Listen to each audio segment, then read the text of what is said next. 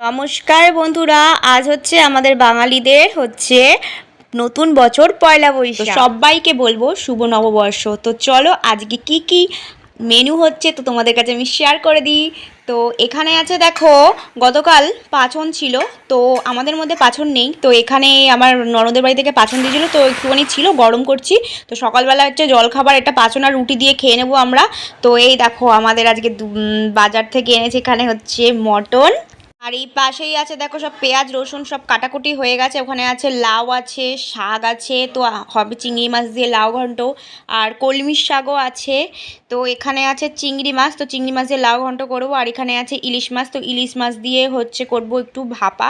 তো আর এখানে আমি চাল ভিজিয়ে রেখেছিলাম, তো চাল ভিজিয়ে রাখলে কিন্তু খুব তাড়াতাড়ি ভাতটা রান্না হয়ে যায়, তো সবার লাস্টে আমি ভাতটা রান্না করব।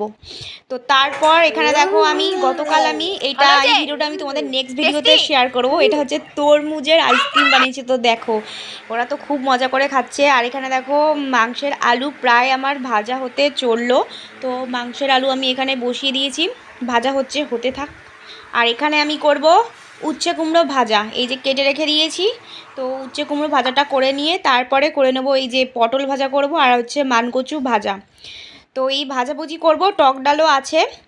আর এখানে দেখো আমি এই যে ইলিশ মাছের যে একটু তেল ছিল, আর আমি চিংড়ি মাছ দিয়ে রসুন ফোড়ন দিয়ে আমি এই কলমির শাকটা ভাজা করেছি। তো তোমরাও এরকম রসুন ফোড়ন দিয়ে চিংড়ি মাছ দিয়ে করে দেখো, কলমির শাক আশা করি ভালো লাগবে।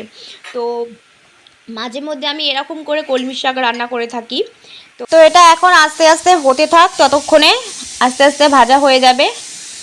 তো পাশেই বসিয়ে দিয়েছিলাম দেখো এখানে মটনটা, তো মটনটা এখানে কষানো হচ্ছে। আর আমি দিয়েছি দেখো এর মধ্যে আমি কয়েকটা গোটা রসুন দিয়েছি। তো তোমরা কারা কারা এরকম গোটা রসুন পছন্দ করে থাকো, তো অনেকে এরকম পছন্দ করে, আমারও খুব ভালো লাগে। তো এখানে দেখো শিলে আমি বেটে নিয়েছি, বাটবো আর কি।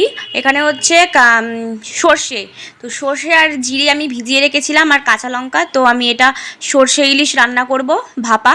তো দেখো আমি বেটে আমি এরকম করে মাখিয়ে চুকিয়ে একদম বসিয়ে দিলাম। তো তারপর আমি হচ্ছে একটু ঢাকনা চাপা দিয়ে রেখে দেবো বেশ কিছুক্ষণের জন্য, তো তারপর হয়ে যাবে। আর এইদিকে প্রেশার কুকারের মধ্যেও আবার একটুখানি বসিয়ে দিলাম, লাস্টে সিটি মেরে নামাই। তো এরকমভাবেই মানে মটনটা করে থাকি। তো অনেকে আছে আগেই সিদ্ধ করে নেয়, তো এরকমভাবেই করি। আর এখানে হচ্ছে আমি লাস্টে আমি বললাম যে ভাতটা গরম গরম লাস্টে বসাবো, তো এরকম লাস্টেই আমি বসাই। তো প্রায় ভাতও প্রায় হতে চললো। তো এখানে আছে দেখো টক দই, আর এই টক দই দিয়ে করব রায়তা। তো আমি এখানে সমস্ত মানে কেটে কুটে নিয়েছি যা যা লাগে রায়তার জন্য। তো আর এখানে আমি স্যালাডের জন্য আমি পেঁয়াজ আর হচ্ছে